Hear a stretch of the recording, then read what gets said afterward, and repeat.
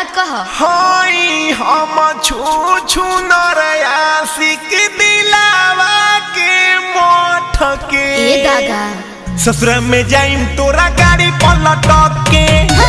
ये सब का कहता। ससुर में जाइम तोरा गाड़ी पलट के। अरे गिर जब भूवन फूट जाई।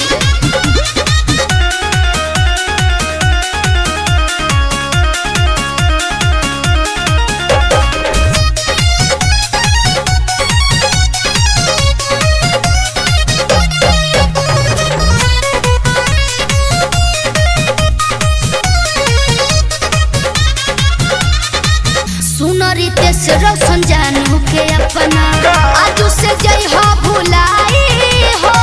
जदी हमारे रानी माथा जे सनको ससुर से ले हम भगाई हो। ओहू तो जनै बता जनाई हम बैठ के खाई। सुन रितेश अपू जानू के अपना आजू से जई हो भुलाई हो। जदी हमारे रानी माथा जे सनकी ससुर से ले हम भगाई हो।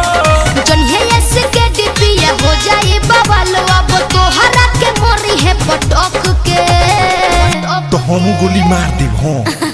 गोली देखले बड़े कैसन होला, चुपचाप मान जा।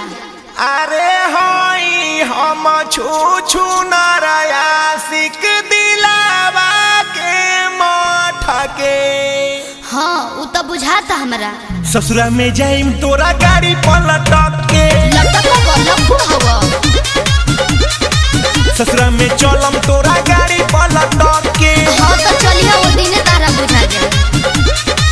काल्हे बारात लेके सोहिया जियोई है, मंगिया सजा के हमके दुल्हन बनई है।